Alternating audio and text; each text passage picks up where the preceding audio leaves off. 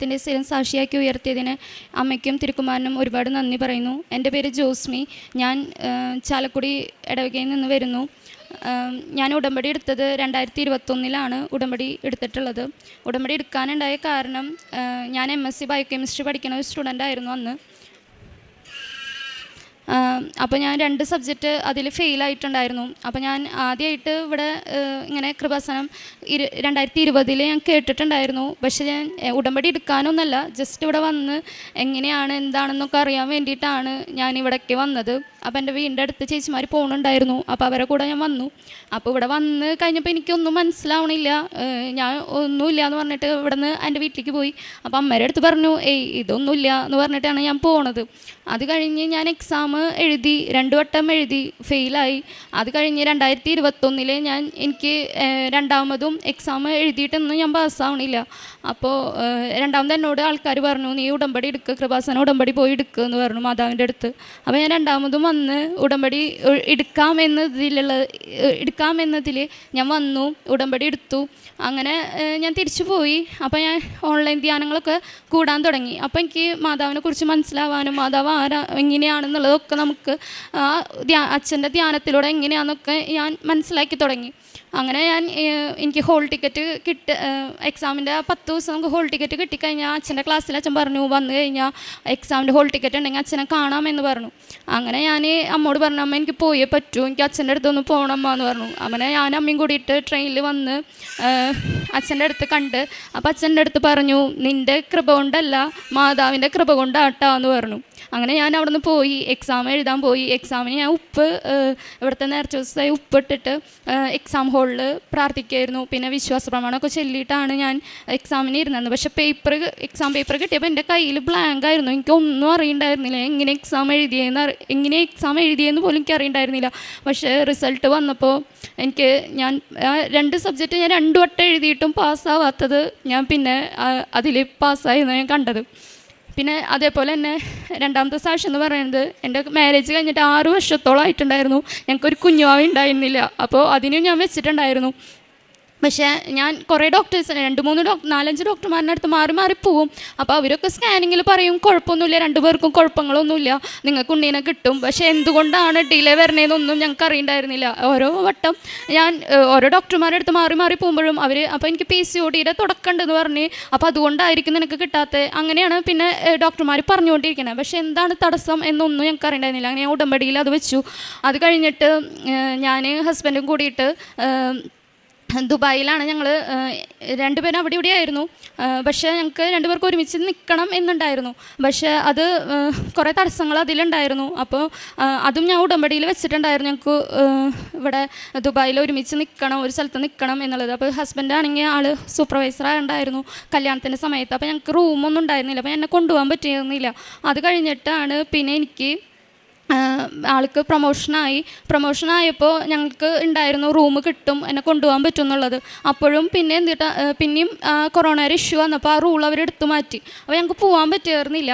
അത് കഴിഞ്ഞിട്ടാണ് ഞാൻ ഉടമ്പടിയിൽ വെച്ച ആൾക്ക് വേറെ ഹോട്ടലിൽ, അപ്പോൾ ഞങ്ങൾ സ്റ്റുഡിയോ റൂമാണ് ഞങ്ങൾക്ക് ഉണ്ടാവുള്ളൂ എന്ന് ഞങ്ങൾ വിചാരിച്ചു. പക്ഷേ മാതാവിൻ്റെ ഇടപെടലുകൊണ്ട് ഞങ്ങൾക്ക് അത് 1 BH ഫ്ലാറ്റ് പോലെ ഞങ്ങൾക്ക് ആദ്യം കിട്ടി. അങ്ങനെ ഓരോ വർഷങ്ങളായിട്ടാണ് എനിക്ക് മാതാവ് ഓരോന്നോരോന്ന് തന്നു. ആദ്യം എൻ്റെ എക്സാം പാസ്സാക്കി തന്നു.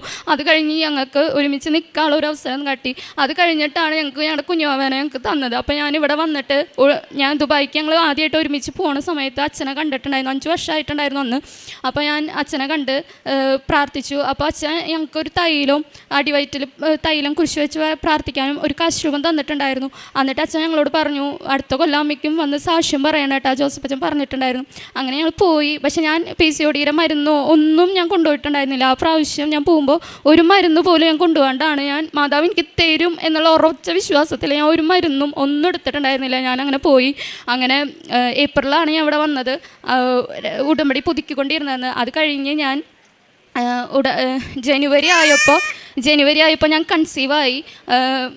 അത് എൻ്റെ ഡെലിവറി ഡ്യൂ ഡേറ്റ് വരുന്നത് ശരിക്കും October 15. അപ്പോൾ എനിക്കറിയായിരുന്നത് മാതാവിൻ്റെ വാവന്നെയായിരിക്കും.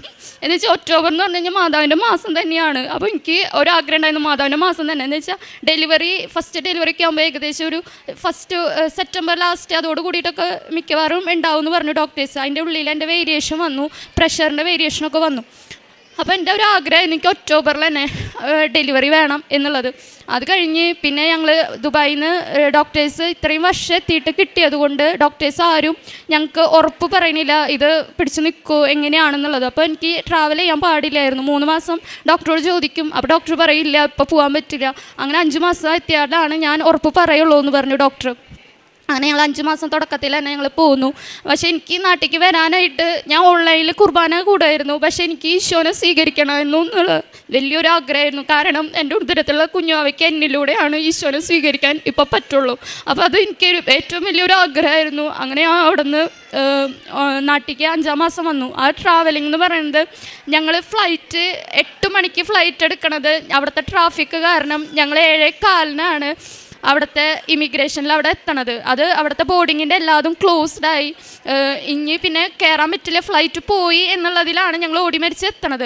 അന്ന് ഞാൻ ഓൺലൈനിലായിട്ട് അപ്പോൾ തന്നെ ലൈറ്റ് ക്യാൻഡിൽ പ്രയർ റിക്വസ്റ്റ് ഇട്ടിട്ടുണ്ടായിരുന്നു. കുറേ മാതാവിൻ്റെ അടുത്ത് പറഞ്ഞു, മാതാവ് ഫ്ലൈറ്റ് പോകരുത്, ഈ അവസ്ഥയിലാണ് ഞാൻ പോണത്, കുഴപ്പങ്ങളൊന്നും ഉണ്ടാവരുത്, ഇത്രയും നാളെത്തിയിട്ട് ഞങ്ങൾക്ക് കിട്ടിയ കുഞ്ഞുവാനും കൊണ്ടാണ് ഞാൻ പോണേന്ന് പറഞ്ഞിട്ടാണ് ഞങ്ങൾ ഫ്ലൈറ്റ് ഇമിഗ്രേഷൻ ആ ബോർഡിങ്ങിൻ്റെ അവിടെ ഞാൻ പ്രഗ്നൻ്റാന്ന് കണ്ടതുകൊണ്ട് അവർ ഞങ്ങളെ ആ ഒരു സ്പോട്ടിൽ ഞങ്ങളുടെ അവിടെ കയറ്റി. അത് കഴിഞ്ഞ് നാട്ടിലെത്തിയപ്പോൾ വീട്ടിൽ എല്ലാവരോടും പറഞ്ഞു വേണ്ട ഞങ്ങൾ കൊണ്ടുവരാൻ വരണ്ട, ഞങ്ങൾ വന്നുകൊണ്ട് എന്ന് പറഞ്ഞു. പക്ഷേ ഞങ്ങൾക്ക് അറിയണ്ടായിരുന്നില്ല കൊരട്ടി ആ ഒരു റോഡിൽ നല്ല റോഡ് പണി കാരണം ഫുള്ള് ആകെ ഇതായിട്ടാണ് കിടക്കണത്. അപ്പോൾ ഞങ്ങൾക്ക് അറിയണ്ടായിരുന്നില്ല. ഞങ്ങൾ അവിടെ നിന്ന് ഊബർ വിളിച്ച് ചെന്നപ്പോൾ ഞങ്ങൾക്ക് അറിയാത്തത് കൊണ്ട് എന്നെ ആൾ കണ്ടപ്പോൾ ഞാൻ പ്രഗ്നൻ്റ് ആണെന്നും ആൾക്ക് അറിയണ്ടായിരുന്നില്ല. ആൾ അവിടെ നിന്ന് ഈ ഊട് വഴിക്കൂടെ എടുത്തു. പക്ഷെ ഫുൾ കുണ്ടും കുഴിയും അങ്ങനെയായിരുന്നു. അപ്പോൾ എനിക്ക് വീട് എത്തണ വരെ ടെൻഷനായിരുന്നു, എങ്ങനെ ഇത് എത്തും എന്ന് വെച്ചാൽ ആ ഫുള്ള് കട്ടറി കൂടെയാണ് ഞാൻ ആ ട്രാവൽ ചെയ്തിട്ടുള്ളത്. അപ്പോൾ എനിക്കൊരു പ്രതീക്ഷ ഉണ്ടായിരുന്നില്ല ഈ കുഞ്ഞു വാവ പോയി എന്നാണ് ഞാൻ വിചാരിച്ചത്. അത്രയും ഇതിലായിരുന്നു, ടെൻഷനിലായിരുന്നു. അത് കഴിഞ്ഞ് ഞാൻ വീടെത്തി പിറ്റേ ദിവസം ഡോക്ടറിനെ കണ്ടപ്പോഴാണ് ഡോക്ടർ പറയണത് കുഴപ്പങ്ങളൊന്നും ഇല്ല, ഓക്കെയാണ്, എല്ലാം നോർമലാണെന്നുള്ളത്. അത് കഴിഞ്ഞ് എൻ്റെ ഡെലിവറി ഞാൻ അങ്ങനെ 5-ാം മാസം തൊട്ടിട്ട് വിശുദ്ധ കുർബാന എൻ്റെ ഡെലിവറി ഡേറ്റിൻ്റെ അന്ന് വരെ ഞാൻ വിശുദ്ധ കുർബാന സ്വീകരിച്ചിട്ടുണ്ട്. അതിന് എനിക്ക് എത്ര ക്ഷീണം ഉണ്ടെങ്കിലും എത്ര ഇതുണ്ടെങ്കിലും ഞാൻ മുടക്കിയിട്ടില്ല. എന്ന് വെച്ചാൽ എനിക്ക് കുഞ്ഞാവയ്ക്ക് എൻ്റെ ഈശോനെ കൊടുക്കാനായിട്ട് അതികൂടെ പറ്റുള്ളൂ എന്ന് എനിക്കുള്ള ഒരു ബോധ്യം ഉണ്ടായിരുന്നു. അങ്ങനെ ഞാൻ പോയി. അങ്ങനെ ഡെലിവറി ഡേറ്റ് എനിക്ക് പ്രഷറിൻ്റെ വേരിയേഷൻ വന്നപ്പോൾ എൻ്റെ ഒക്ടോബർ 1-ാം തീയതിയാണ് ഡോക്ടർ എനിക്ക് ഡേറ്റ് പറഞ്ഞത്. അപ്പോൾ അന്ന് സ്കാനിങ്ങിലാണ് ഉണ്ണീരെ പൊക്കിൾക്കൊടി 3 വട്ടം നെക്കിൽ ചുറ്റിയിട്ട് അത്രയും റിസ്ക്കാന്ന് പറഞ്ഞു. പിന്നെ എനിക്ക് ഡെലിവറി നോർമലാണ്, ഓക്കെ എന്നുള്ളതായിരുന്നു. പക്ഷേ ഈ പൊക്കിൾക്കൊടി ചുറ്റിയപ്പോൾ അത്രയും റിസ്ക് പറഞ്ഞു, ഇനി നിങ്ങൾക്ക് പറ്റില്ല, നോർമലിലേക്ക് എത്തിക്കാൻ പറ്റില്ല എന്നായിരുന്നു. പക്ഷേ എന്നെ അവിടെ എൻ്റെ കൂടെ ഉണ്ടായിരുന്ന നഴ്സ് എന്ന് പറഞ്ഞാൽ ഒരു മാലാഖ പോലത്തെ ഒരു നഴ്സായിരുന്നു. എനിക്ക് എൻ്റെ അമ്മ നിൽക്കണോണായിരുന്നു ആ ഡെലിവറി റൂമിലുണ്ടായിരുന്നത്. പക്ഷേ അവിടെ നിന്ന് എനിക്ക് കുഴപ്പങ്ങളൊന്നും ഇല്ലാതെ നല്ല ആരോഗ്യത്തോടു കൂടി ഞാൻ ഒക്ടോബർ 2-ാം തീയതി കാവൽ മാലാഖമാരുടെ ദിവസം ഒരു കുഞ്ഞുവാവയ്ക്ക് ജന്മം കൊടുത്തു. എൻ്റെ പേര് മിഗായൽ എന്നാണ് ഞങ്ങൾ ഇട്ടിട്ടുള്ളത്. അങ്ങനെ മാതാവിൻ്റെ മാസം തന്നെ എനിക്ക് ഡെലിവറി എൻ്റെ കഴിഞ്ഞത്. ഇനി കാരുണ്യ പ്രവർത്തനങ്ങൾ എന്ന് പറഞ്ഞിട്ട് ഞാൻ ചെയ്തിട്ടുണ്ടായിരുന്നത്, ഞാൻ പത്രങ്ങൾ ബസ് സ്റ്റാൻഡിൽ അവിടെയൊക്കെ കൊടുത്തായിരുന്നു. അതുപോലെ തന്നെ എൻ്റെ വീടിൻ്റെ അടുത്ത് തൃശ്ശൂർ ഗാകുൽത്ത ധ്യാന കേന്ദ്രം എന്ന് പറഞ്ഞിട്ടുണ്ടായിരുന്നു. അപ്പോൾ അവിടെ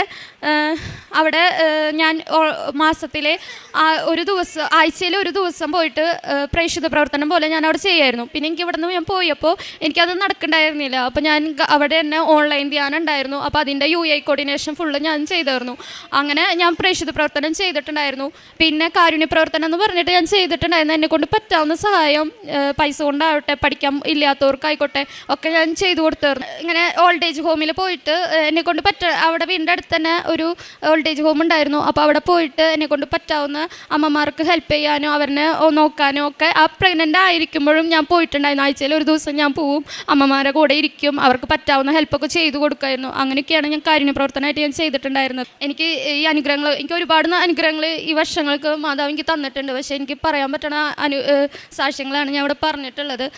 കുറേ അനുഗ്രഹങ്ങൾ എനിക്ക് തന്നിട്ടുണ്ട്. അതിന് ഒരുപാട് കൃപാസന അമ്മയോടും തിരുക്കുമാരനോടും ഞാൻ നന്ദി പറയുന്നു. എസെക്കിയേൽ പ്രവാചകന്റെ പുസ്തകം 37-ാം അധ്യായം 26 മുതലുള്ള വാക്യങ്ങൾ. സമാധാനത്തിൻ്റെ ഒരു ഉടമ്പടി അവരുമായി ഞാൻ ഉണ്ടാക്കും, അത് നിത്യമായ ഉടമ്പടിയായിരിക്കും. അവരെ ഞാൻ അനുഗ്രഹിക്കുകയും വർദ്ധിപ്പിക്കുകയും ചെയ്യും. അവരുടെ മധ്യേ എൻ്റെ ആലയം ഞാൻ എന്നേക്കുമായി സ്ഥാപിക്കും. പരിശുദ്ധ അമ്മയുടെ പ്രത്യക്ഷീകരണ സാക്ഷിയായിട്ട് ജോസ്മി മനു ചാലക്കുടി തൻ്റെ അനുഭവ സാക്ഷി നമുക്ക് മുമ്പിൽ പങ്കുവെക്കുകയായിരുന്നു. ഉടമ്പടി എടുക്കാനുണ്ടായ സാഹചര്യവും അതിനെ തുടർന്നാണെങ്കിലും MSc ബയോകെമിസ്ട്രി ആ വിഷയത്തിൽ 2 വിഷയങ്ങൾ ഫെയിലായി കിടക്കുകയായിരുന്നാൽ പരിശുദ്ധ അമ്മയോട് ചേർന്നുകൊണ്ട് ജോസഫ് അച്ഛനെ കണ്ട് പ്രാർത്ഥിക്കുകയും എന്നാൽ അച്ഛൻ്റെ പ്രാർത്ഥനയിലൂടെ അച്ഛൻ പറഞ്ഞ കാര്യങ്ങൾ ജോസ്മിത്തിൻ്റെ വാക്കുകളിൽ നമുക്ക് പറഞ്ഞു തരുന്നുണ്ട്. നിൻ്റെ കൃപയാലല്ല, മാതാവിൻ്റെ കൃപയാലാണ് നിനക്കത് സാധിക്കുന്നത് എന്നുള്ളത്. അവർ ഉറച്ച വിശ്വാസത്തോടുകൂടി പരിശുദ്ധ അമ്മയോട് ചേർന്നുകൊണ്ട് തനിക്ക് ആ വിഷയങ്ങൾ പാസ്സാകുവാനായിട്ട് സാധിക്കുകയും അതിനോട് ചേർന്ന് തന്നെയാണെങ്കിൽ ഇവിടെ ജീവിതത്തിൽ വലിയൊരു ദൈവാനുഗ്രഹം എന്ന് പറയുന്നത് 6 വർഷങ്ങൾക്ക് ശേഷം ഒരു കുഞ്ഞിനെ നൽകി പരിശുദ്ധ അമ്മ അനുഗ്രഹിച്ചു എന്നതാണ്. കാരണം യാതൊരുവിധമായ പ്രശ്നങ്ങളൊന്നും ഇല്ല എങ്കിലും എന്താണ് കുഞ്ഞ് ഡെലിവറി ആകത്തിൻ്റെ ഒരു വലിയ ബുദ്ധിമുട്ടാണ് കടന്നു പോയിക്കൊണ്ടിരുന്നത്. എന്നാൽ പരിശുദ്ധ അമ്മയുടെ അനുഗ്രഹത്തോടു കൂടി ഒരു കുഞ്ഞിനെ പരിശുദ്ധ അമ്മ നൽകി അനുഗ്രഹിക്കുകയും ചെയ്തു. അതിന് മുമ്പോട്ടാണെങ്കിലും നിരവധിയായ തടസ്സങ്ങളിലൂടെയും ബുദ്ധിമുട്ടിലേക്ക് കടന്നു പോകുമ്പോഴും ലൈറ്റ് ആൻഡ് പ്രയർ ഇട്ടുകൊണ്ട് പരിശുദ്ധ അമ്മയോടുള്ള പൂർണ്ണമായൊരു ആശ്രയവും വിശ്വാസം തന്നെയാണ് പൂർണ്ണമായിട്ടും മികാൽ എന്ന ഒരു കുഞ്ഞിനെ പരിശുദ്ധ അമ്മ ഇവർക്ക് നൽകി അനുഗ്രഹിക്കുക ചെയ്തത്. അതോടൊപ്പം തന്നെയാണെങ്കിലും പ്രാർത്ഥന ജീവിതത്തിലാണെങ്കിലും പരിശുദ്ധ കുർബാനയോട് ചേർന്നുകൊണ്ടുള്ള ജീവൻ തന്നെയാണ് ഈശോ സ്വീകരിക്കുകയും എന്നിലൂടെ കുഞ്ഞ് അനുഗ്രഹങ്ങൾ ഉണ്ടാകുകയും ചെയ്യുന്നത്. ഈശോയോട് സ്വീകരിക്കാനും ഈശോ അറിയാനുള്ള ഒരു വലിയ കൃപ ലഭിച്ചുവെന്ന് ഈ മകളുടെ വാക്കിൽ നമുക്കത് മനസ്സിലാക്കാനായിട്ട് സാധിക്കുന്നുണ്ട്. ഇനിയും ഇവിടെ കുടുംബത്തിലെ മുമ്പോട്ടുള്ള യാത്രയിൽ പരിശുദ്ധമ്മയുടെ പ്രത്യക്ഷ സാക്ഷികളായിട്ട് ഈ കുടുംബത്തെ ഇനിയും മാറ്റട്ടെ എന്ന് നമുക്ക് പ്രാർത്ഥിക്കാം. ഒപ്പം നമ്മളെയും പരിശുദ്ധമ്മയുടെ പ്രത്യക്ഷ സാക്ഷികളായിട്ട് ഈ അൾത്താരയിൽ ഉയർത്തട്ടെ എന്നും നമുക്കും പ്രാർത്ഥിക്കാം.